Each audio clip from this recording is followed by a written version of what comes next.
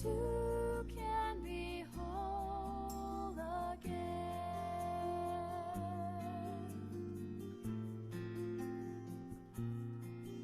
Even in the darkest night, Jesus Christ is our true light.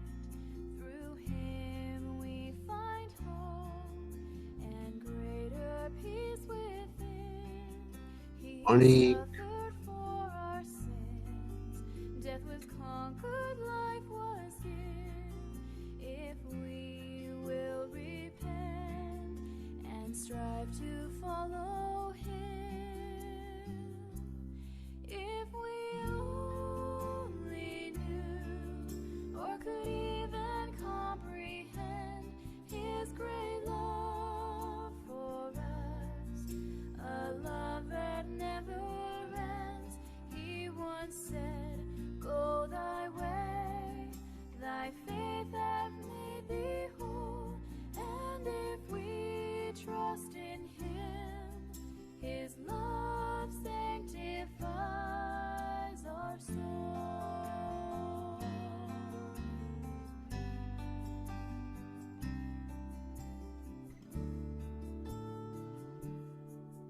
If you find your light grows dim, lift your heart and eyes to him. Our Savior is there to gently guide you home, for he hears each prayerful cry, and he knows each reason why. He felt every pain and sorrow for each sin. If we only knew or could even comprehend his great love for us, a love that never ends. In the peace that he brings, we find we can endure by our faith in his love. The way back to him is sure.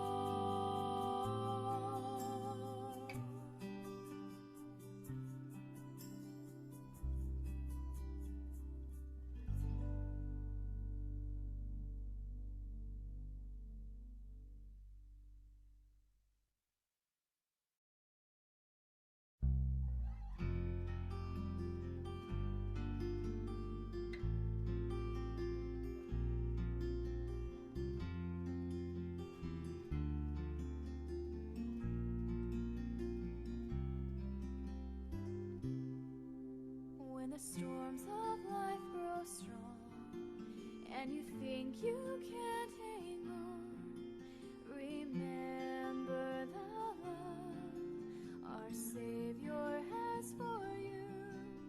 For he knows us all by name, and he loves us each the same. Through him we are healed, our hearts can be made pure. If we only knew or could even comprehend his great love for us, a love that never ends. He brought sight to the blind, the lame man walked with him. By our faith in his love, we too can be whole again.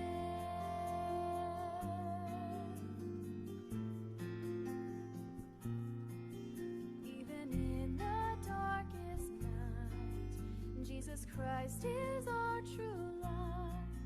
Through him we find hope and greater peace within. He suffered for our sins.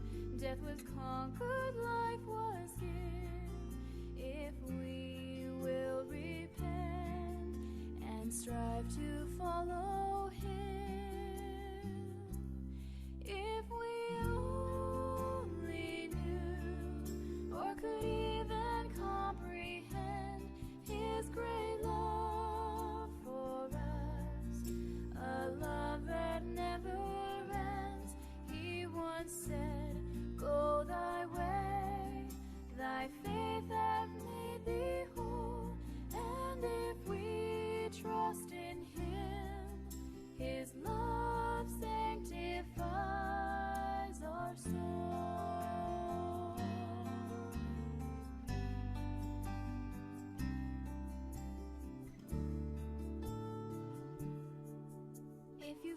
and your light grows dim, lift your heart and eyes to Him. Our Savior is there to gently guide you home, for He hears each prayerful cry, and He knows each reason why. He felt every pain and sorrow for each sin.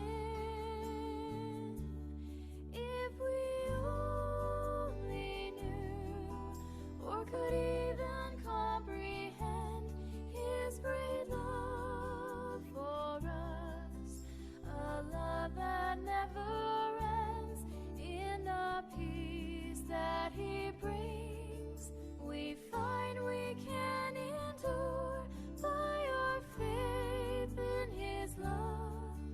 The way back to Him is sure.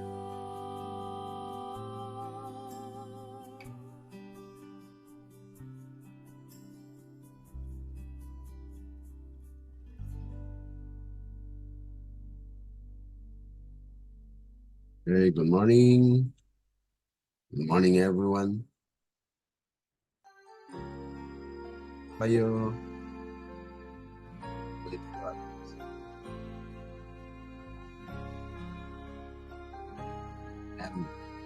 And Laila, how are you? Good morning. Morning You po. say I'm not able, I'm too young or I'm too old, and I can't sing or teach, and no title do I hold. Lord, what can I do? For I want to do my part. Lord, I want to help the hurting with all of my heart.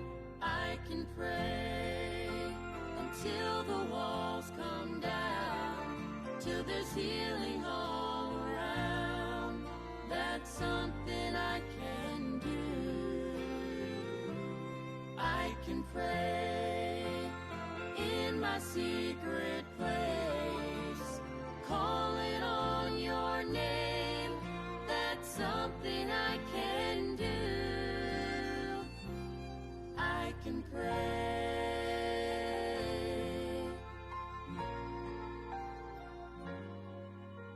My family shows no interest. My child has gone so far. Though I try my best to reach them, their heart just seems so hard. Lord, what can I do to help bring them back to you? For my family's lost and dying, and my words just don't get through. I can pray until the walls come down, till there's healing all around. That's something I can do. I can pray in my secret place, calling on your name. That's something I can do. I can pray, and you can pray until the walls come down, till there's healing all around. That's something you can do. You can pray in your secret place, calling on His name. That's something you can do. You can pray. I know you hear us, Lord, when we pray.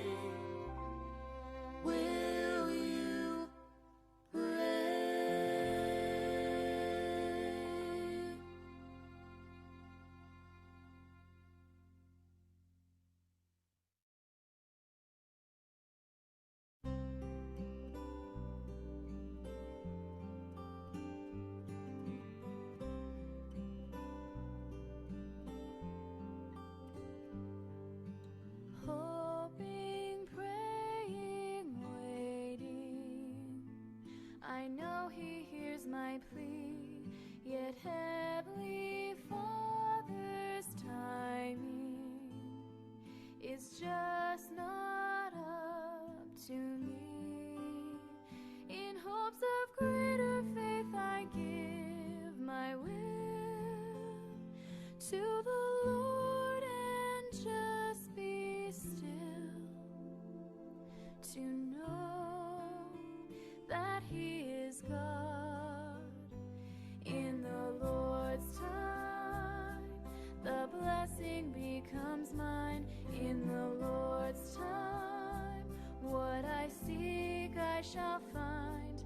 If I never quit knocking or talking to Him, Okay, good morning. I know He'll answer. Ready na po ba He tayo? always answers. He hears Good morning po. Yes po, ready na po. Okay. in His time. Okay, so magandang umaga sa lahat. Tayo po ay magsimula ng ating pag-aaral sa ating series Biblical History. Ito po ay kasaysayan na mula sa banal na kasulatan at atin pong kina-considered ang chapters sa Genesis. Okay? So, bago tayo magpatuloy, ay atin munang pansinin itong ating prayer thought sa loobin sa ating pananalangin. Sabi po rito, inspiration says, Cain and Abel, the sons of Adam, differed widely in character. Abel had a spirit of loyalty to God. He saw justice and mercy in the Creator's dealings with a fallen race and gratefully accepted the hope of redemption. But Cain cherished feelings of rebellion and murmured against God because of the curse pronounced upon the earth and upon the human race for Adam's sin. He permitted his mind to run in the same channel that led to Satan's fall, indulging the desire for self-exaltation and questioning the divine justice and authority. So sa ating pag-aaral ay atin pong matunghayan ang kasaysayan na kung saan ay kung paano po pumasok ang curse, yung talagang maranasan po at naranasan ng salibutan. Kaya nga po ito ay series of our study sa biblical history na kung saan ay ating mapag-aralan ng mga taong kasangkot sa kasaysayan na nagdulot po ng kahirapan sa ating mundo. Sabi po rito sa Tagalog, si Cain at Abel ang mga anak ni Adan na magkaiba ng ugali. Kaya ating mapapansin na sa sanglibutan ito ay magkakaiba din po ang ugali ng magkakapatid. Si Abel ay may espiritu na katapatan sa Diyos. Kaya meron din po mga matapat sa Diyos sa ating kapanahonan ngayon. Nakita niya ang katarungan at awa ng pakikitungo ng lumikha sa nahulog na lahi. At buong pasasalamat na tinanggap ang pag-asa ng katubusan. At yun po ay talagang kagalakan niya na mayroon pa rin plano ng kaligtasan. Ngunit pinahalaga ni Cain ang damdamin ng paghihimagsik. Yan naman po yung kabila ng kwento, ano? At bumulong-bulong laban, talagang murmuring, ano, sa Diyos dahil sa sumpa na ipinahayag sa lupa at sa sangkatauhan para sa kasalanan ni Adan. Pinaintulutan niya ang kanyang isip na tumakbo sa parihong daanan na umantong sa pagkahulog ni Satanas. Nagpapasya sa pagnanais para sa pagdakila sa sarili at pagtatanong sa banal na katarungan at otoridad ng Diyos. So yan po ang ating i-considered for our study for today. mayroon lang po tayong 1 oras. I hope matapos po natin. Tayo muna ay manandaliang manalangin para po sa ating paghingi ng tulong sa ating banal na Diyos. Sa pamagitan po ng kapangyarihan ng Kanyang Banal na Espiritu ay atin pong maunawaan ang mga bagay na ating mapag-aralan. Tayo po ay manikluhod sa ating Panginoon sa pananalangin. Dakila at mahabagin po naming Ama na nasa langit, kami po ay nagpapailan lang ng aming samutiling sa inyo at nagpapasalamat sa pagkakataon na inyong pinagkaloob, Panginoon, na kami po ay magkaroon ng pag-aaral dito sa banal po ninyo na kasulatan sa pamagitan po ng banal na Espiritu nawa ang siyang aming maranasan ang pagkaunawa at bigyan po na kami ng karunungan upang lahat ng mga bagay na ito ay maging butil ng katotohanan na siyang mananatili po sa aming buhay, na kayo lamang ang siyang aming mabigyan, dakila at pagpupuri.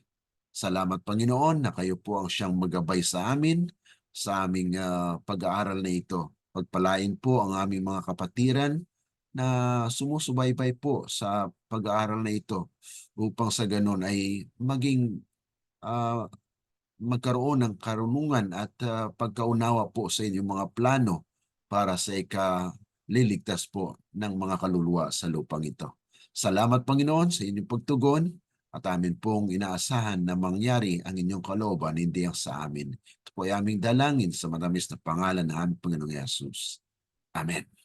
Okay, so dito po tayo sa ating patuloy na pag-aaral sa Cain at Abel, ang kanilang kapanganakan.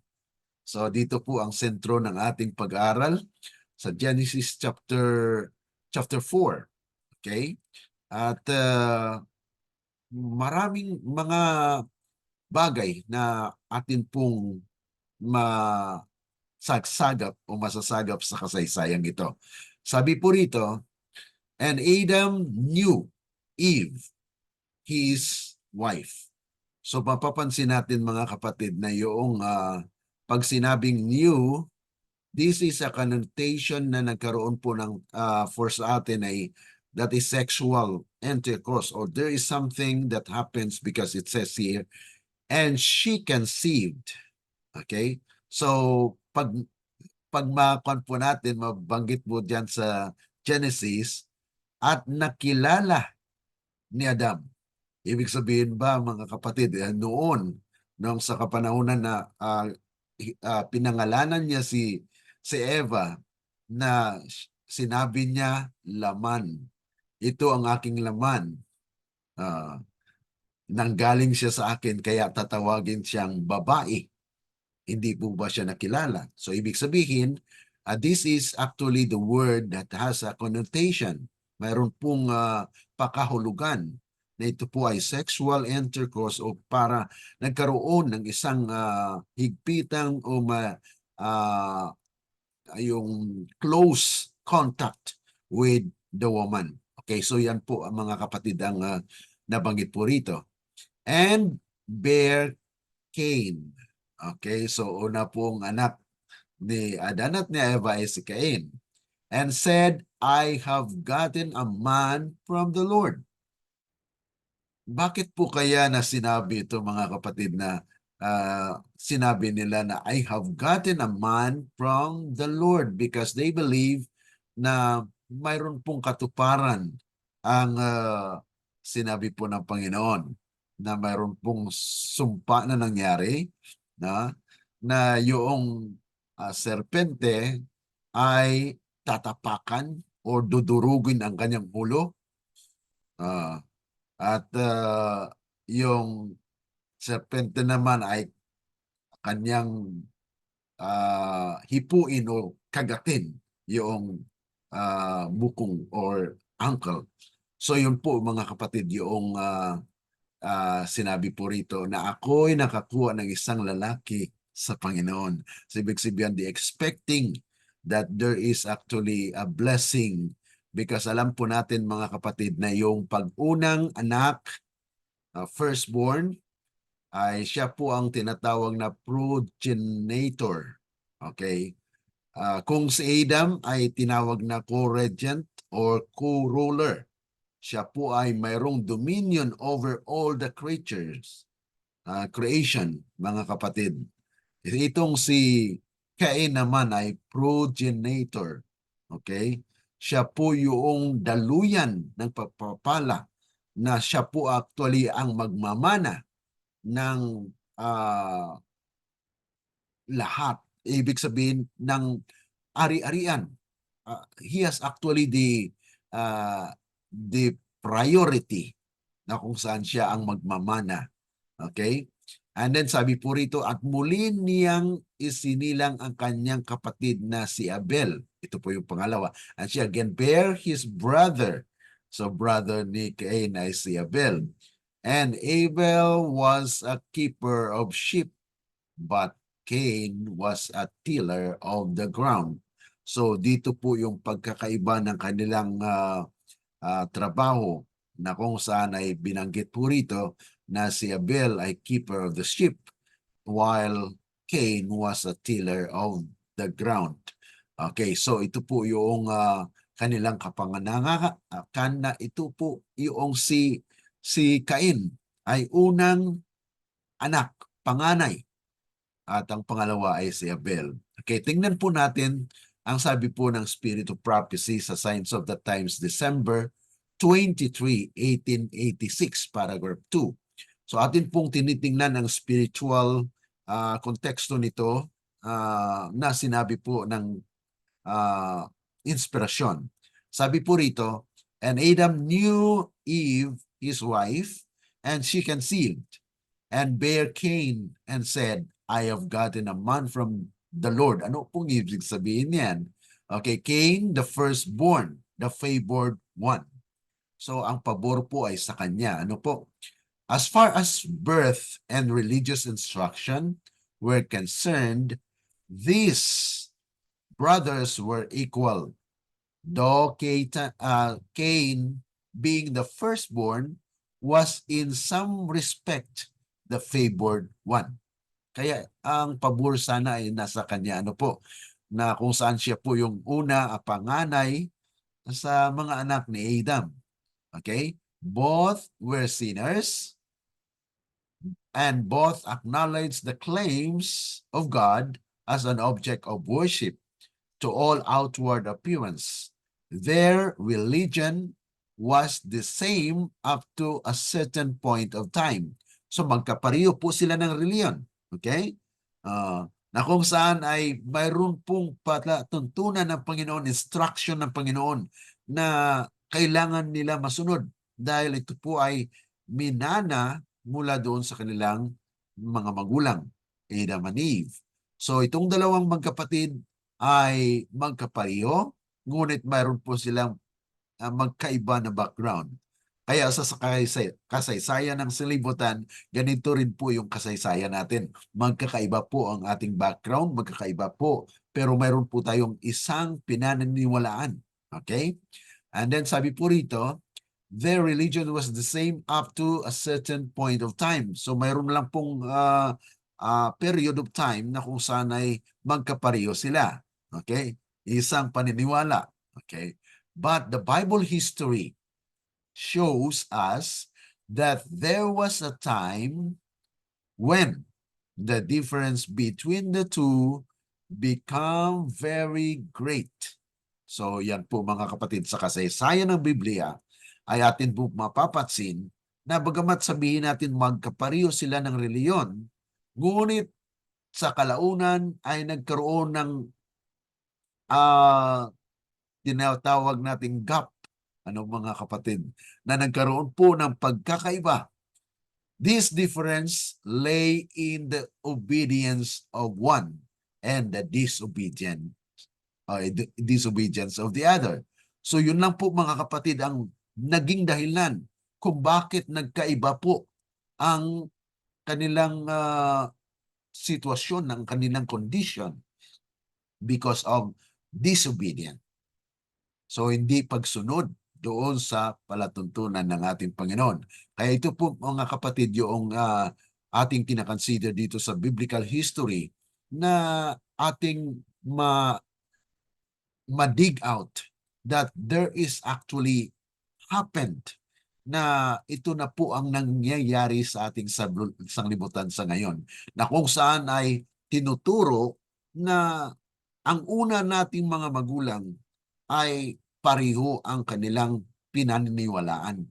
Ngunit yan po ay sa maikling panahon o sa kapanahunan na kung saan ay mayroon pang pantay-pantay at pareho na paggawa. Ngunit nung dumating na nagkaroon po ng obedience and disobedience, then nagkaroon po ng malaking gap. Mayroon pong pagkakaiwalay o pagkakaiba sa dalawa. Okay? Ngayon, sons of Adam differ in character. So ito po yung kinakonsider natin na kung saan sa kasaysayan ng Biblia ay nagkaroon po ng pagkaiba ng character, ugali nitong magkapatid na ito. So sabi po rito, Conflict and Courage, page 24, paragraph 2. Sabi po rito, Cain and Abel, the sons of Adam, differed widely in character. Abel had a spirit of loyalty to God. He saw justice and mercy in creators' dealings with the fallen race. So kanyang pong talagang nakita na ang kahabagan at talagang justice ng Panginoon, na ang Diyos ay makatwiran, na dahil pumasok po yung kasalanan ay kanyang pong naunawaan at kanyang nais na sundin at kanyang tinanggap ito na may resulta po ang kasalanan. Kaya sabi rito, and gratefully accepted the hope of redemption. Okay, meron pong pag-asa. Bagamat pumasok po yung kasalanan, ay mayroon pong pag-asa. Kaya nga po ay pasalamat sana ang nais ng Diyos na mapas sa kaluluwa o sa puso't isipan ng tao. Sabi po rito, but Cain cherished feelings of rebellion and murmured. Magkahiling tulad po doon sa sinabi doon sa isang talata, ano po, na kung saan ay siya po ay mayroong spirit of rebellion na hindi niya kagustuhan na magkaroon ng kahirapan. Okay? He murmured against God because of the curse na kung saan ay nangyari sa sangkatauhan. He permitted his mind to run in the same channel that led to Satan's fall. So indulging the desire of self-exaltation and questioning the divine justice and authority. So yun po mga kapatid, yung talagang kung ang isang tao ay hindi maging sang-ayon at hindi po nagagalak sa mga pinagkaloob sa kanya, ay yan po ang maging dahilan kung bakit siya po ay magkaroon ng espiritu ng pagtatanong. At yan po ang simula ng pagkabagsak. Kaya sa kasaysayan po, kailangan po makalearn tayo ng mga lesson kung bakit nahulog sa pagkakasala ang ating unang mga magulang, because ito po yung kasaysayan na sinulat para tayo makapag-learn o makakuha ang mga leksyon para po sa ating patuloy na tinatawag natin na restoration, pagpanumbalik doon sa kaligtasan o sa ninanais ng Diyos. Nanais niya mga kapatid na tayo po ay mapanumbalik sa original. Okay? Kaya nga po ang liwanag ng salita ng Diyos ay pinagkaloob sa atin upang ito ay maging buhay, mag-quicken, magbigay sa atin ng kalakasan buhay na nais niya na manumbalik po tayo doon sa pagka-Diyos. Okay? So, dito po ay nakita natin dalawang klase din po mga kapatid. Ano? Born of the flesh or born of the Spirit. Kaya sa propesiya po mga kapatid, mapapansin natin, Especially doon sa Isaiah chapter 7, chapter 8, ito pa ay patungkol sa kasaysayan na kung saan ay si Kristo ay naihula na siya po ay kakain ng honey and butter. At yung mga taong kakain ng honey and butter, ayon sa propesya, mga kapatid, ay tatawaging Emmanuel. Emmanuel in the sense that Christ himself was called Emmanuel. He is God is with us. God is with us. So in the time na expected sa hinaharap, mga kapatid, mayroon din pong mga taong tawaging Emmanuel. Why? Because God will be among them. Ang Panginoon ay kasama nila. So yan po yung Emmanuel in the prophecy. And also, for those who are not having God in them, will be called Maher Shalal Hasbas, the longest name, in the Bible, Maher Shalal Hasbas, which means actually born of the flesh. So dito po makikita natin na sa umpisa pa lang sa biblical history, there are already two kinds of people. Yung born of the flesh, which is in the prophecy is Emmanuel, God is with us. And then born of the flesh, okay? Born of the flesh is actually, yan po yung tinatawag natin na Maher Shalal Hasbas. Ang born of the Spirit, Emmanuel, okay? Wag tayo malilito, medyo nagkakuan po, mga kapatid, na itong born of the flesh, Maher Shalal Hasbas, born of the Spirit is Emmanuel. Okay? Kuha po ba, mga kapatid? Na kung saan sa prophecy po yan. Pero dito sa biblical history, ay atin pong pinapakita po rito, mga kapatid, na itong si Cain po ay born of the flesh dahil sinunod niya ang kanyang kagustuhan. Ito naman si Abel ay born of the Spirit. Kaya siya po yung God is with him. Okay? So Emmanuel, itong si Cain ay siya po ang nagpapakita na may mga tao sa ating kapanahunan sa in the last days that they are actually born of the flesh. Sinunod nila ang kanilang sarili. Kaya yan po sa prophecy ay tinawag silang Maher Shalal Hasbas. Okay? Born of the flesh. Okay, sabi po rito, this is so because to begin with, we are born of the flesh. Yes, we are born of the flesh dahil makasalanan po tayo. Ngunit we need to be born again. Kaya papasok po yung liwanag. Yung liwanag po ang siyang magbigay sa atin ng karapatan na makilala natin ang ating sarili and we will repent of those things that we have done. So, kaya maborn of the Spirit tayo. Okay? Canaanites, Cainites. Okay, ito po yung Cainites. By nature, tayo po, by nature. Okay? Consequently, before we are born again, born of the Spirit, ito po yung pagpaunawa sa atin. Yes, we are born of the flesh, but yet we need to be born of the Spirit. Na kailangan po ay magkaroon ng born again experience. Kaya sabi po rito na consequently before we are born again, born of the Spirit, and thus put into the straight way. We all travel in the broad way. Besides, the broad way is broad enough for one to carry all that sin offers. Kaya tayo po ay naglalakbay sa isang malawak na daan na kung saan lahat ng offer, lahat po ng temptasyon, lahat po ng kasalanan ay nandyan na ini-offer po. Okay? But a straight way is narrow enough to exclude everything but the traveler himself. Okay? So tayo po ay naglalakbay, kaya nga po sa daanan natin, baka mayroon pong tinatawag natin na mga hindrances at yung kinakarry natin ay hindi po kaya na tayo po ay papasukin.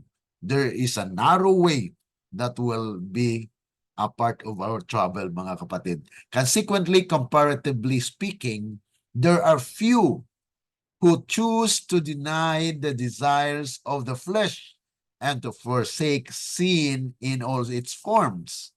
Kaya ito po yung nangyayari sa sanglibutan ngayon, na kung saan ay may dalawa pong klase ng mga tao. Ang isa po ay nagnanais, kumikilala na siya po ay nahulog o nagkasala. Kaya nga po mayroong space for repentance. Ngunit mayroon namang tao na matigas, hindi siya kumikilala, ay talagang gustong sumuway, ayaw tanggapin. Kaya yun po ang ating unawain, na sa ating pakikisangkot o pagbuno sa ating buhay, may makasalubong. We will encounter people with different ideologies, principles. Kaya nga po, unawain natin, mga kapatid, at ating ipanalangin na nawa sila rin po ay maging bukas sa mga leadings ng Panginoon. Kaya sabi po rito na mayroon pong talagang mga tao na they are born of the flesh, na ang kanilang sinusunod ay ang kanilang sarili. Okay? Naturally then, many travel the way which seemeth right unto a man. Marami pong naglalakbay na para bagang sa kanyang isipan ay tama. Ngunit mga kapatid, maraming mga tao ang nakakaalam ng tama, pero hindi righteous. Okay? There are a lot of people know what is right, but not righteous. Okay? So, minsan mga kapatid ay talagang alam lang nila yung tama, pero they are not living righteous. Hindi po makatwiran ang kanilang ginagawa. Okay? So, sabi po rito, although the end thereof are the ways of death. Proverbs 14:12. Now, let us turn to the Gospel of John, kung atin pong mapapansin. Sa chapter 9 ng John, John po ay sinalaysay, pero hindi tayo tutungo dyan, mga kapatid, because we have to dig more on the life of Cain and Abel. Okay?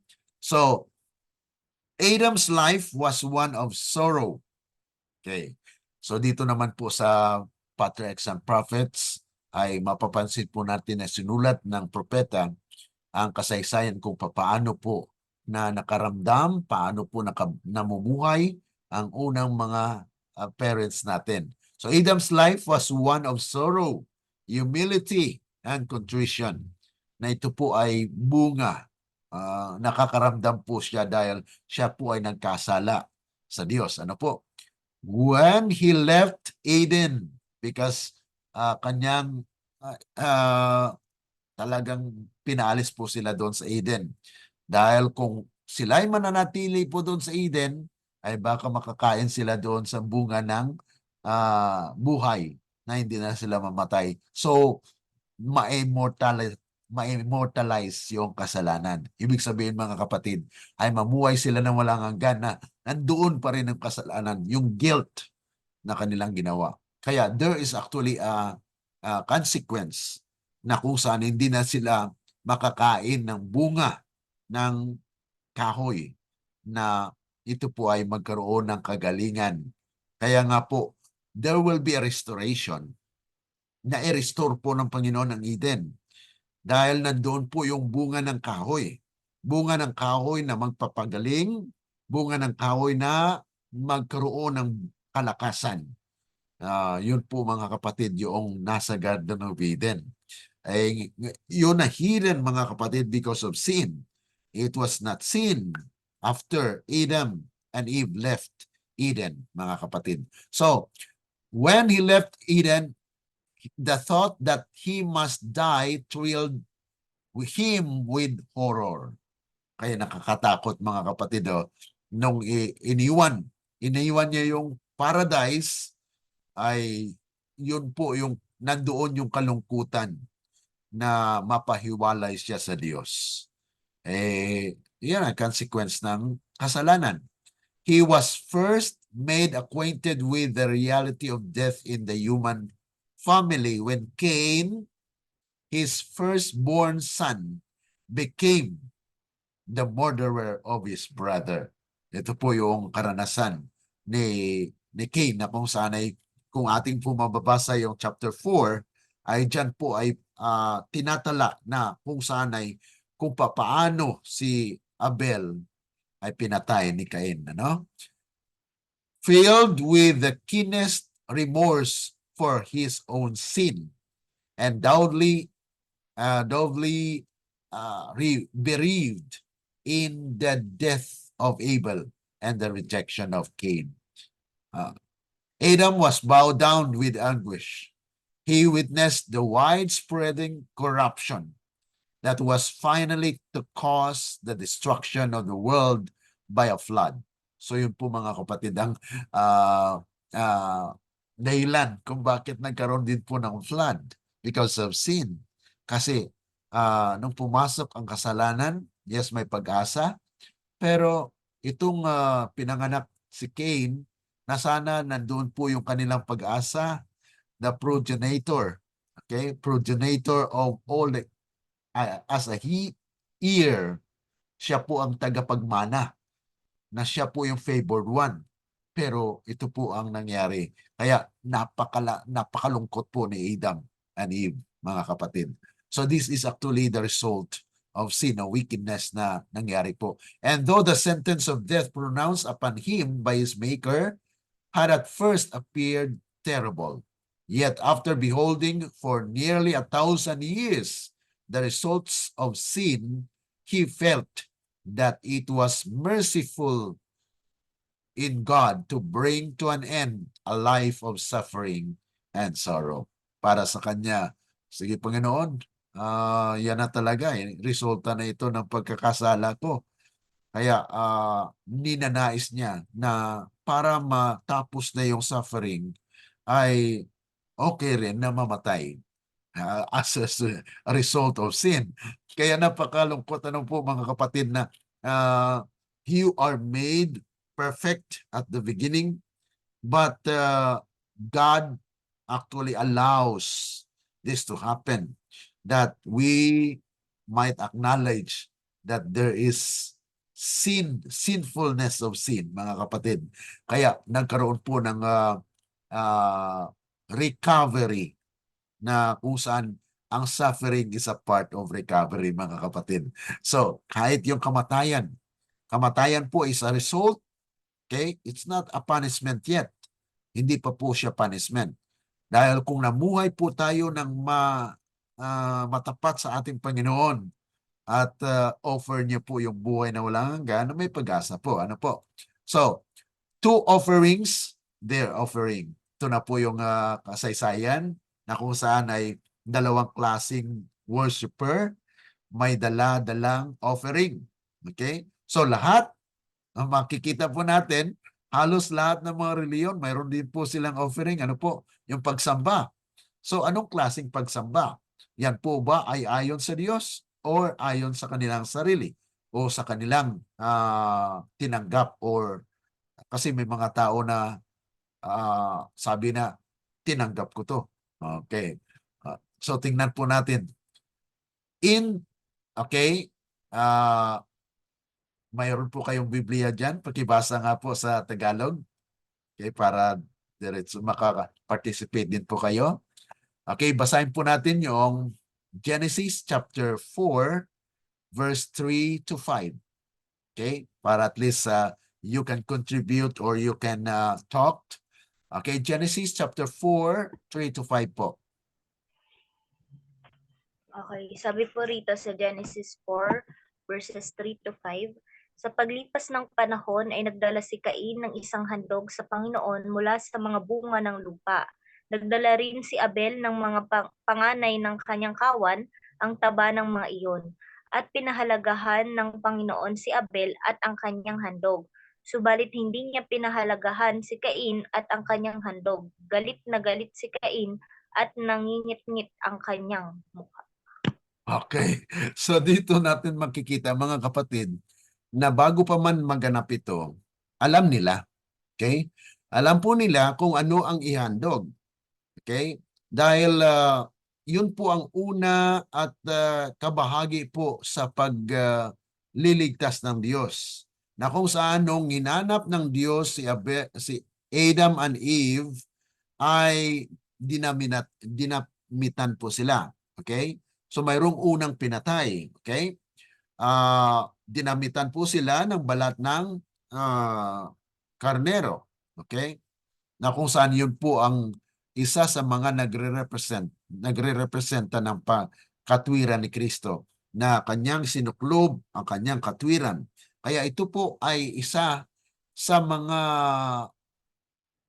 paraan, the process wherein God wants to restore man into His image na mayroon pong shedding of the blood for the remission para mabayaran po yung kasalanan. Kaya nga po ay sinabi ng Panginoon sa kanila na magandog kayo. Pero anong pong ginawa ni Cain? Yan po ay nag-offer po siya. Yes, nag-offer. Pareho silang nag-offer. Okay? Pero sangayon po ba sa kalooban ng Panginoon? Okay, basahin po natin yung Hebrews chapter 11 verse 4. Ito po ay tugma or mayroon pong mga sinulatan sa New Testament at ibang bahagi sa Old Testament na kung saan ito po ay sinasalaysay din. Okay? Kaya we actually take some text from other books so that atin po maunawaan itong mga bagay na ito. Okay, Hebrews chapter 11 verse 4 na kung saan ito ay nabanggit po yung patungkol po rito. Hebrews 11:4. Sige po. Hebrews 11:4. Sa pananampalataya, si Abel ay nag-alay sa Diyos ng higit na dakilang handog kaysa kay Cain. Sa pamamagitan nito, siya'y pinuri bilang matuwid at ang Diyos ang nagpapatotoo sa pamamagitan ng pagtanggap sa kanyang mga kaloob. Patay na siya. Gayon may nagsasalita pa sa pamamagitan ng kanyang pananampalataya. Amen. So yun po mga kapatid, yung isa sa mga patunay na bagamat pinatay si Abel, siya po ay mayroong magandang record na kung saan siya ay sumunod sa Diyos. Bagamat namatay po siya, ay siya po ay sumunod. Kung anong handog niya, ayan po ay bunga. Yung bunga ng kanyang pananampalataya. Ibig sabihin, yung kanyang pananampalataya, pananalig at pagtiwala sa Diyos ay nandoon. Kaya yun po ang naging sandigan niya na bagamat nandun po ang kalagayan niya ay pinatay siya, he was persecuted, pinatay siya ng kanyang kapatid, ay nandoon yung pag-asa ng buhay. Dahil mayroon po siyang pananampalataya. So, dahilan lamang sa puot, sa galit, itong si Cain ay kapatid niya ay pinatay. So, yan po ay isa sa napakasaklap na pangyayari. Kaya hindi rin tayo magtataka in these last days na kahit kapatid ay mayroon pong puso na pumatay. Talagang ito po ay nangyari sa kasaysayan. Kaya hindi tayo magtataka na mayroon pong mga kapatid o anak na papatayin niya ang kanyang sariling kapatid, ama, ina. So, yan po ay resulta ng kasalanan. So, dito po ang galit. Ang galit ang siyang nagdulot ng kamatayan. Ito po ang dumaloy sa kasaysayan, mga kapatid. Dahil lang doon sa galit niya, sa inggit niya o anong bagay na tumubo sa kanya na bakit hindi pinansin yung aking handog. Naghandog naman ako. ang paghahandog mo ba ay tama? Sinunod mo ba ang Diyos? Ganon din mga kapatid sa ating kapanahonan ngayon. Yes, marami tayo, sumusunod tayo or ginagawa natin ito, naghahandog tayo, sumisimba tayo, pero yan po ba ay tama? Yan po ba ay makatwiran? So, may mga bagay na dapat maka-learn po tayo. At dito po sa propesya, atin lang po i-link, may mga tao din na mapapalad na bagamat sila mamatay, isinulat po yan. Okay? Kanay po, sidetrack po. Basahin natin yung Revelation chapter 14, verse 13. Okay? Dahil napapansin po natin dyan sa propesya, na ito rin po ang mangyayari. Na itong si Abel ay pinatay. Okay? At paano naman yung namatay? Kasi si Abel pinatay. He was martyred. Pero paano yung mga namatay? Na tumayo at nananatili na naging tapat sa Diyos. Ano pong mangyari sa kanila? Okay? So yan po ay kaugnay dito sa kamatayan. Okay? Dahil resulta po ito ng kasalanan. So basahin po natin Revelation chapter 14 verse 13. Kung ano po ang nasusulat o isulat na mayroon pong kapalaran itong mga namatay. Na kung sila'y namatay, hindi katulad kay Abel na siya'y pinatay. So paano naman yung mga natural death o namatay pero tapat na mga Adventista? Kasi atin pong nililink ang ating kasaysayan, ang kasaysayan dito sa atin ngayon. So because we are actually a part of humanity that God wants to restore back to His own image. So tingnan po natin kung ano mangyari sa mga namatay na mga tapat. Okay? Revelation chapter 14 verse 13. Revelation 14 verse 13. At narinig ko ang isang tinig mula sa langit na nagsasabi, isulat mo ito, mapapalad ang mga patay na namatay sa Panginoon mula ngayon. Oo, sinasabi ng Espiritu, sila'y magpapahinga sa kanilang mga gawa sapagkat ang kanilang mga gawa ay sumusunod sa kanila. Amen. So nakikita po natin, itong si Abel, pinatay. Pero mapalad po siya, may kwan po siya, mayroon pong affirmation ng Panginoon na tinanggap po ang kanyang handog. Ito namang mga taong namatay under the third angel's message po yan. Kasi kung ating balikan po yung chapter 14 verse 12, here are the patience of the saints. They are what? They are actually commandment-keeping people and have the testimony of Jesus. So, ang verse 13 ay nagpapahayag po patungkol sa kanila. Sabi diyan, isulat, mapapalad ang mamatay mula ngayon. Ibig sabihin mga kapatid, mula noong pinahagi ang mensahe ng three angels message, pag namatay ka under the third angel's message, mga kapatid, mapalad ka. Kung tapat ka. Kaya sinabi yon kay Ellen G. White na gusto niyang mananatili doon sa langit na pinasyal po siya ng angel through a vision na sabi niya, I want to stay here. Pero sabi po ng angel, kailangan mong bumalik. If you are faithful, you will be with the 144,000. So yun po yung mga kapatid. Mapalad ang mga taong tapat na Adventista na mamatay dahil ang kanilang mga gawa ay susunod sa kanila. Ibig sabihin, talagang may pag-asa po na they will be resurrected, mga kapatid. So this is a hope na kanyang tinanggap kay Abel. Dito po si Abel ay atin pong nakita na bagamat siya pinatay, ang affirmation of the Lord na tinanggap siya dahil siya ay obedient, siya ay tapat, siya ay nagtatapat sa Diyos, ay bagamat siya ay pinatay, mga kapatid. Ganun din po ang mga martir. So, Abel actually is representing those martyr na pinatay po sila pero may pag-asa po na sila magkaroon ng buhay muli. Okay? Sabi po rito, God's direction regarding sacrifices. The Lord gave Cain and Abel directions. Ito po yung sinasabi ko kanina, na bago pa man sila maganap ng kanilang pag-aalay, ay sinabihan na po sila ng Panginoon. God instructed them regarding the sacrifice. They were to bring him. Abel, a keeper of sheep, obeyed the Lord's command and brought a lamb as his offering. This lamb, as it was slain, represented the Lamb of God as it was slain. Okay? Who was to be slain for the sins of the world.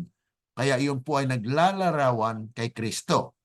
Cain brought as an offering the fruit of the ground, his own produce. He was not willing to be dependent on the Abel for an offering. Kasi si Abel, mga kapatid, ay mayroon siyang tupa. So hindi niya gusto na maging dependent siya doon kay Abel. Yan po minsan, mga kapatid, yung nangyayari sa mga magkakapatid kahit sa iglesia, no? Tinuturuan ka nga, nandito yung may katotohanan pero hindi sila magkwan. They will not trust, they will not depend on the other person. They have their own. Bagamat hindi na nila sinusunod, hindi kalooban ng Panginoon niya. Alam naman ni Cain na dapat ihandog niya ay tupa. Pero bakit hindi niya sinunod? Kasi makiusap pa siya doon kay Abel. Ayaw niya. Ayaw niya makiusap kay Abel. So yan ang karamihan sa atin ngayon, mga kapatid, na we are of ourselves alone. Selfish. Makasarili. Hindi na makinig sa iba. Kung ano ang kanya, kanya na. So yun po, mga kapatid, ang kasaysayan na dapat makalearn tayo ng lesson. He was not willing to be dependent on Abel for an offering. He would not go to him for a lamb. He thought his own works perfect. And this he presented to God. Yan po ay natatala sa Sunatan, Christ Triumphant, page 35, paragraph 2. So atin po mapapansin na mayroon pong tinatawag na parang pormahan na nangyari sa ngayon. Okay? Kung anong nangyari noon, ay ganun din ngayon, mga kapatid. Kaya we can learn from the history. Okay? Biblical history. Okay. Great principles of redemption. Ito po ang matutunan natin dito sa aklat ng Genesis, especially dito po sa kasaysayan ni Abel at ni Cain. No? These two brothers erected the altars alike. Pareho sila. So dito po makikita natin yung dalawang klase ng taong nanampalataya. Okay? They are all the same, have the spirit to worship. Okay? Pero magkaiba ang kanilang kaparaanan. Okay? And each brought an offering. Bawat isa sa kanila may offering sa Panginoon. Ang offering na yan actually is an offer of thanksgiving. Pasasalamat sa Panginoon. Ngunit, sabi po rito, Abel presented a sacrifice from the flock in accordance with the Lord's direction. So ganun din po, mga kapatid. Mayroong sumusunod sa Diyos, mayroong hindi sumusunod sa Diyos.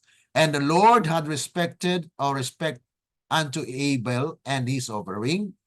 Fire flashed from heaven and consumed the sacrifice. But Cain, disregarding the Lord's direct and explicit command, presented only an offering of fruit. There was no token from heaven to show that it was accepted. So mga kapatid, kung hindi po natin sinusunod ang kalooban ng Panginoon, then even our prayers, our worship will not be accepted. Yan po yung prinsipyo na matutunan natin dito. So there are great principles of worship that we are actually in the process of redemption. Tayo po ay nililigtas mula doon sa sansala sa kautusan ng Panginoon. Uutos ng Panginoon, ganito ang gawin mo, pero hindi ginagawa. So yun po ang naging resulta, that he was disregarded as well. Okay? Abel grasped the great principle of redemption. Dahil yun po yung pag-aalay niya ay actually prinsipyo ng kaligtasan yun. Dahil yun po ay naglalarawan ng kamatayan ni Kristo as a great offering for sinners. He saw himself a sinner. Kinilala niya, nakita niya ang kanyang sarili na makasalanan. He saw sin and its penalty. Nakita niya na yung kasalanan at ang penalty noon. Kaya sumunod siya. Okay? At nakita niya yung kamatayan, death standing before his soul and communion with God. He brought the slain victim, the sacrificed life, thus acknowledging the claims of the law that had been transgressed. Dahil yun po ay to fulfill the demand of the law. Kasi ang kautusan ng Panginoon ay nalabag. Okay? So, in order for you to be reconciled to God, we need, or there is a need of blood to be shed. Na yun po ang mag-reconcile. The blood that was slain is actually to cover your own sin. Okay? To cover, it means that talagang yun po ang dugo ni Kristo ang siyang magbigay sa atin ng karapatan na tayo makatwiran. Okay? So ang katwiran po ay hindi nanggaling sa tao. Yan po ay provision ng Panginoon para tayo ay makatwiran or mayroong righteousness na gagawa po sa atin. So Christ dying on the cross of Calvary and trusting in, ito na po yung tinatawag natin na shedding of blood. Through the shedding blood, He looked to the future sacrifice na ito na po si Kristo. So, tinitingnan po niya na may darating Kristo. Na si Kristo po ang siyang tunay na fulfillment noon. He had the witness that He was righteous and His offering accepted. So, nakita po niya, naranasan niya na nandoon po yung pag-accept ng Panginoon sa kanya. Panginoon, salamat na tinanggap mo ang aking offering. Dahil it was consumed by fire. Yun po yung revelation that God accepted your prayers. So naranasan po ni Abel, naranasan po niya yung kagalakan, kasiyahan na tinanggap po siya ng Diyos. Bagamat namatay siya. Okay? Pinatay siya ni Cain dahil sa galit ni Cain na ang kanya ay hindi tinanggap.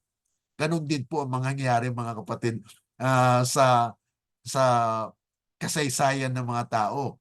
Ay dahil po sa galit ay talagang nagkaroon na siya ng espiritu ng pagka-rebelde sa Diyos. So 2 ways and 2 classes of people.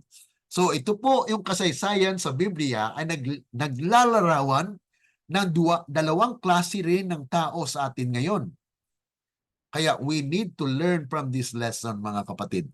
So it says here, by this history, kaya ating pinag-aralan po biblical history in the context of the book of Genesis.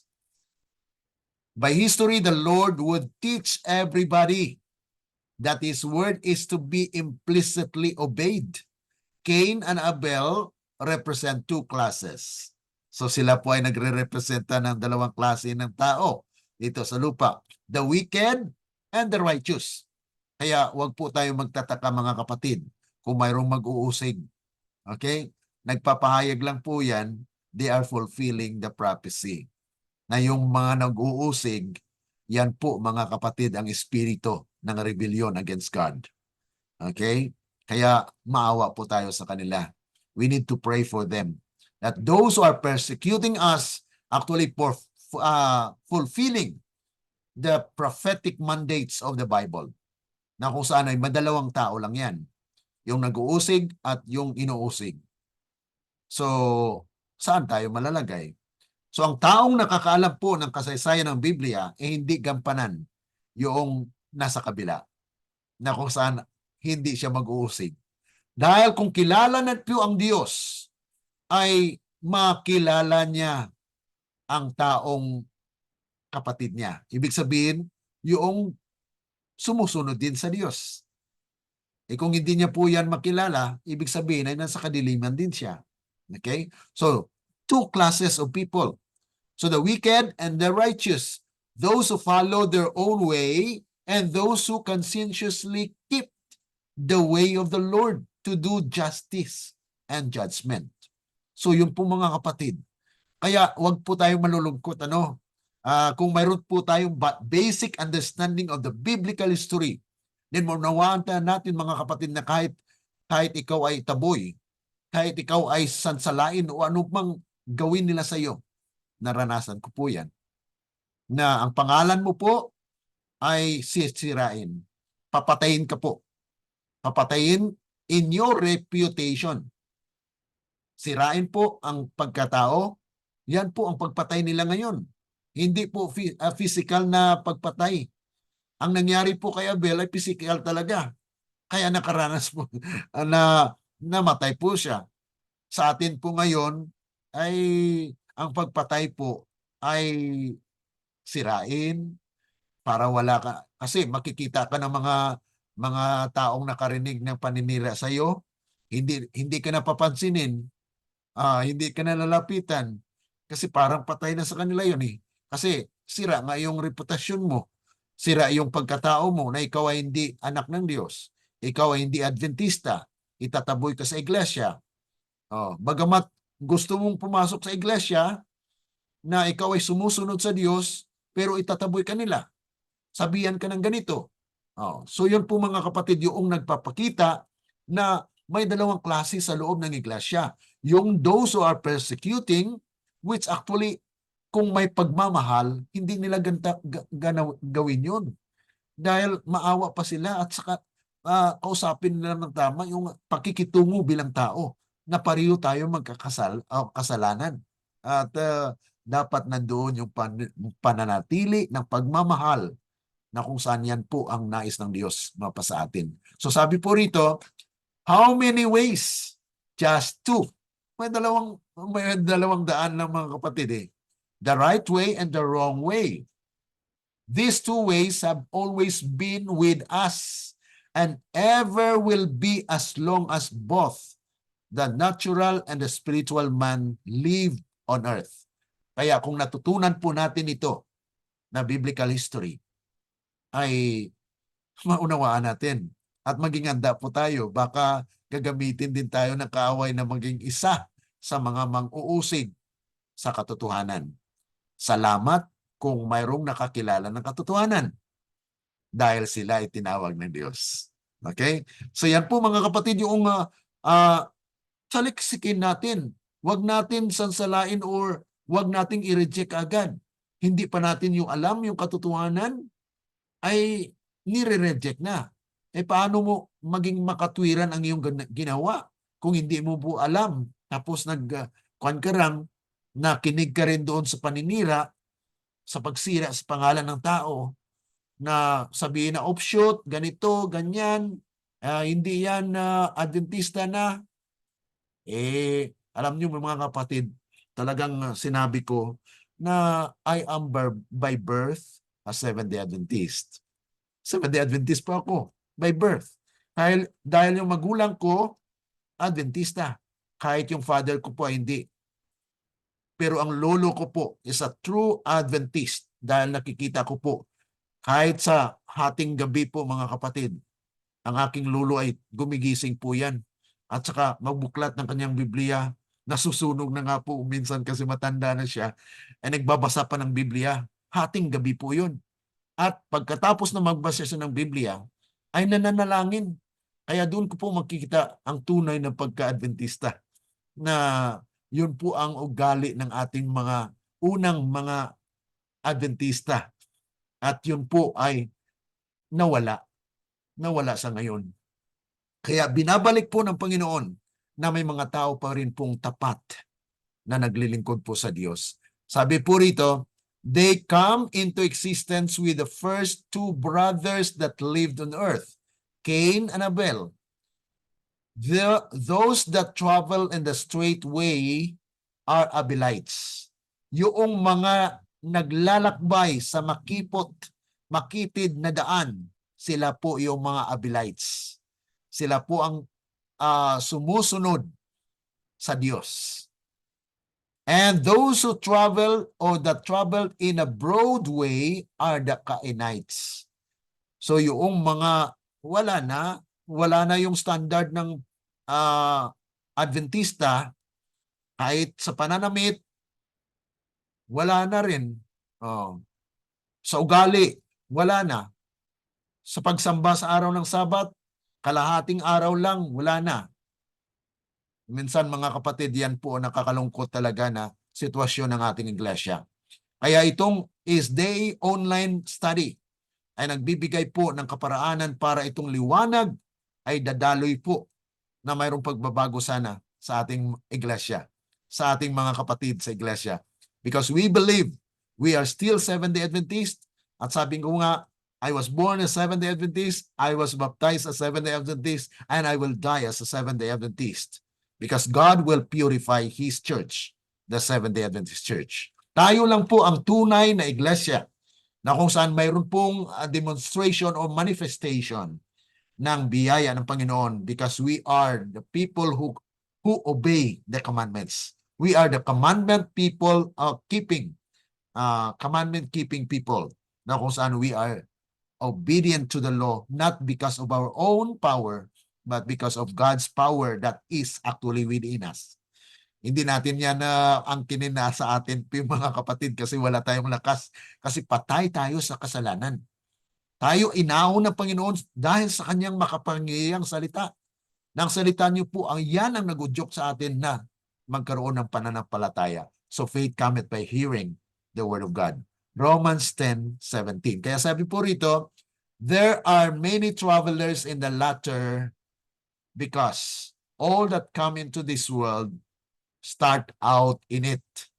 And most of them ever stay in it. Pinanganak kasi sa sanglibutan. Kaya mananatili siya. Kung ano po ang nakasanayan niya nung nabuhay siya, nung pinanganak siya, mananatili siya doon. Pero kung siya ay nakakita ng liwanag, yan po ang isa sa mga pasubali dyan. Kaya ang Diyos po ay tumatawag. Hinahanap niya. Kaya mayroong kaparaanan ng Diyos sa pamagitan po ng mga tracts. Pag makita mo yung tracts, natanggap ng isang pamilya, nabasa at naghingi, paano ba ito malaman? Paano ba ito gawin? Yan po nangyayari sa ating mga kapatiran, na nakareceive sila ng tracts at doon po tumugon. At yun po ang kaparaanan ng Panginoon na tayo tinatawag ng Panginoon na ngayon ay nagpapatuloy tayo upang ating maranasan at maramdaman ang pagbabago sa ating buhay. Ito na po mga kapatid yung last slide natin dahil we need to stop at 1 hour. Lumampas tayo konti. While Cain thought of his offering as his gift to God, Abel understood his sacrifice as a reminder of God's gift to him. Wow. So, yan po yung pagkakaiba sa mga worshiper. Yung sumisamba sa Panginoon. Yung ang iba, may malaking tithes yan, dala-dala sa loob ng iglesia. Na gift niya daw sa Panginoon. Pero si Abel naman, ay ang kanya po, naunawaan niya na ang kanyang paghandog, ayan po ay reminder. Reminder na siya ay niligtas ng Panginoon. So magkaiba po, na kung saan ay nandyan po tayo magsamba as our reminder. God is reminding us that we are there because He has given us the opportunity to be right with Him. Na tayo po ay may kaugnayan sa Kanya. Cain wanted to be accepted for what he did for God. Yan po minsan mga kapatid yung mentality ng karamihan sa mga Seventh-day Adventist. No? Sumisimba ako. Naglilingkod ako para matanggap ako ng Panginoon. Para ma-appreciate naman ako. Para mabiyayaan ako muli ng Panginoon. Yan po yung mga nasa isipan o motive ng karamihan. Pero dito pa mga kapatid, yan po ay tinatawag na salvation by works. Kay Abel naman, Abel wanted to be accepted for what God had done for him. Ayan mga kapatid. Yun po yung tama. Dahil wala po tayong kakayanan. We need to acknowledge that without God, we can do. Ay, hindi po natin magagawa ang mga bagay na maka-spiritual. Only the Spirit can do it for us, mga kapatid. Kaya, pinagkaloob po sa atin ng Espiritu. Ang Espiritu ng Diyos, yun po ang umaakay sa atin. Na siya po ang may kapangyarihan na siyang magbibigay, magdudulot sa atin ng lakas para mapanunggupayan po natin ang lahat ng hamon sa buhay. Hindi po yung sarili natin. Ano? Abel did not try to force Cain to obey God's commandment or command. Kaya sa atin din po mga kapatid, don't insist. Huwag niyong ipilit. Kung hindi po matanggap ang katotohanan na dala-dala mo, don't try to insist. Let God works. Ipanalangin. Panginoon, itong aking kapatid, itong aking kamag-anak ay matigas. Hindi siya maniniwala. Panginoon, hipuin niyo rin po siya. Ganun ang panalangin natin. We need not to insist.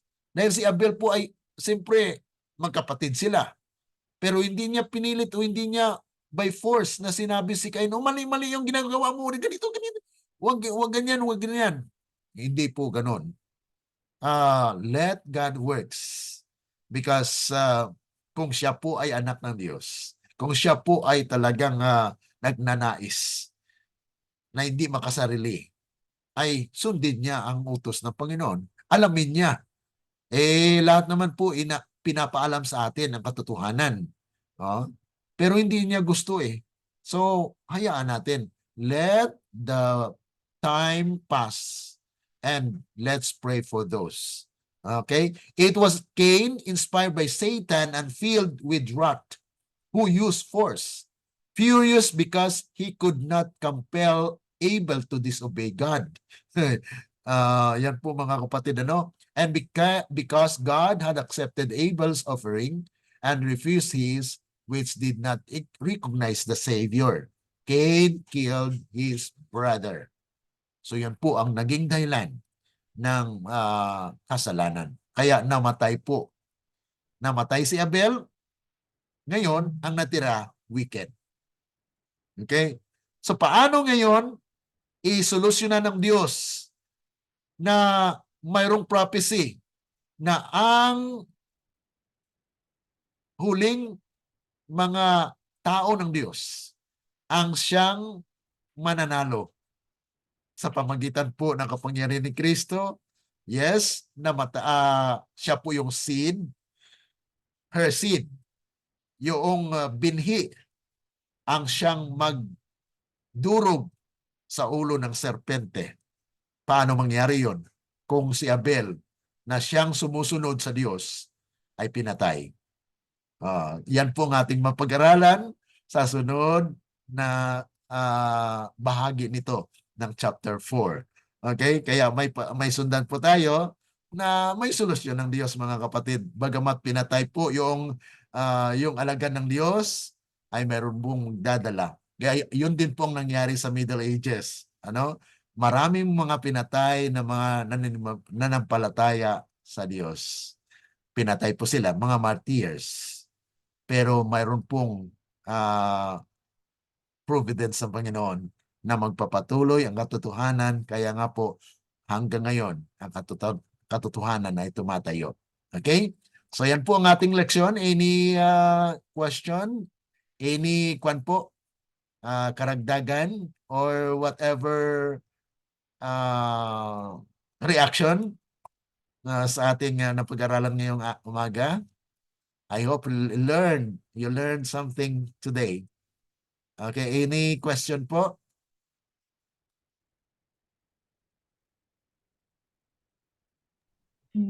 Ano po, sa akin po brother, yung reflection na lang po. Opo. Dito po kay Cain and Abel, nagpapakita po na tayo po ay dapat na sumunod sa ating Panginoon, hindi po yung, kasi po maraming mga gumagawa ng mabuti, pero Mhm. para sa sarili nilang intensyon. Mhm. Kaya minsan, lahat naman tayo naniniwala sa Panginoon, tumatawag sa Panginoon, pero not all of us are parang by faith, Mhm. kundi self-intention. Katulad nga po ni Cain, nag-offer din naman siya, kaso hindi siya sumunod kasi nga nandun pa yung self-intention niya na imbis na yung offering is remind us na yung sakripisyo or 'di ba nga po, Mhm. si Abel po understood his sacrifice as a reminder of God's gift to him, while Cain thought of his offering as his gift to God. So Mhm. kahit gaano po tayo kabuting tao, kahit gaano po kalaki yung offering natin, if hindi po tayo sumusunod, it's a Mhm. waste of time na gawin po Amen. natin. So Mhm. yun. Okay, maganda yung reflection ni Sister ano. So yan po mga kapatid ano na ang at ang actually yung focus or the core of worship is actually yung ating pasasalamat. We recognize the way God bring us to Him. So ibig sabihin mga kapatid, yun ang focus ng worship. Yung iyong pagpakumbaba sa Panginoon, pasasalamat sa Kanya. Salamat Panginoon dahil kayo po ay nag-remind sa akin na kayo po ang gumawa nito, yung kaligtasan, hindi ako. Kasi si Cain nga po ay, siyempre pinagpagalan niya yun eh. Kaya ma-praise po ang kanyang pinagpagalan. Hindi po yung ginawa ng Panginoon. Katulad kay Abel, ay talagang sinunod niya po yung kalooban ng Panginoon. Okay, anymore? Mayroon pa po ba para sa mga reflection? Okay? Yes, Sister Nympha? Good morning po everyone. Ang atin pong lesson ay napakaganda po kasi ngayon ko lang po mas nagkaroon ng kaunawaan ang history pala ni Cain at ni Abel ay may malaking reflection sa pagkatao natin sa kasalukuyan bilang isang mananampalataya. Ipinahiwatig diyan sa ating napag-aralan na ah, there are two ways. There are two kinds of people from the very beginning that God created the heaven and the earth. Ipinakita ng Panginoon na may dalawang uri pala ng tao. At meron din dalawa tayong daan na pamimilian. And yet ang tao, tayo bilang mga tao, tayo ay tumingin kung bakit tayo ay nalulung sa pagkakasala katulad ni Cain, sapagkat ang ating tiningnan ay kung ano ang bunga ng ating pagpapagal na magiging akala natin ay magiging pleasing sa Panginoon. Ngunit si Abel, ang tiningnan niya ay ano ang kalooban ng Panginoon na naging dahilan kung bakit naging katanggap-tanggap sa Panginoon ang kanyang naging offering. So tayo pala, hindi pala dapat natin tinitingnan ay ang bunga ng anumang ating ginagawa sapagkat ang lahat ng ito ay walang kabuluhan sa Diyos. Ngunit kung ating hahanapin ang kanyang kalooban at itong ating tutuparin, then everything will be acceptable to God. At the same time, tayo bilang mga tao ay dapat natin kinikilala ang kahalagahan ng kanyang pagtubos pala na simula ay nandoon ang layunin ng pagtubos sa bagaman ang tao ay nagkasala, ngunit ang Diyos ay nandyan upang muli tayong ibangon mula sa pagkakasala at alisin sa pagkakasala. So, despite of everything, nandun ang unconditional na pag-ibig ng Panginoon sa atin, na nais din pala ng Panginoon na ituro sa atin na ating ibahagi sa ating kapwa, bagaman ang ating kapwa ay nagkakasala, na ating isipin kung ano ang uri ng pag-ibig ng Diyos na ipinakalob sa atin, na gayon din naman ang ating i-impart sa ibang tao. Although tayo mga tao ay may katigasan ng ulo, kung bakit tayo ay na hindi maalis sa pagkakasala sapagkat tayo ay may katigasan ng ulo. Dahil kung si Cain ay hindi matigas ang ulo, hindi siya malululong, hindi siya maano sa pagkakasala dahil ang kanyang inisip ay ang pagsunod sa kanyang sariling kagustuhan, hindi ang pagsunod sa kalooban ng Diyos. So, marami pa pong magagandang bagay pa tayong natutunan dito. At bilang isang mananampalataya, dapat nandun ang ating matalinong pagpili na maging katulad ni Abel na na kinilala niya ayon sa ating pinag-aralan ay kinilala niya ang kanyang naging pagsalangsangkad sa Diyos at kanyang kinilala ang kanyang naging pagkakasala kung kaya naman siya ay naging humble sa Panginoon at naging muli siya binigyan ng Panginoon ng naging katanggap-tanggap muli siya sa Diyos. So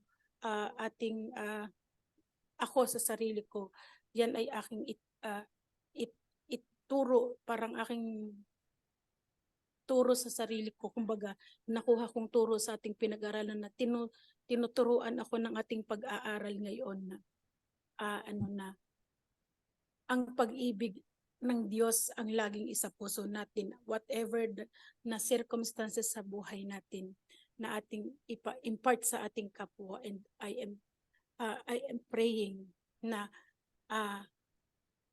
baguhin ako ng Diyos sa aking makasalanang likas. Amen. Sapagkat ayon sa ating napag-aralan, ano man ang ating gawin, ano man ang ating maging knowledge sa ating pag-iisip, kung hindi naman natin ganap na sinusunod ang kalooban ng Diyos, then everything will put into vain.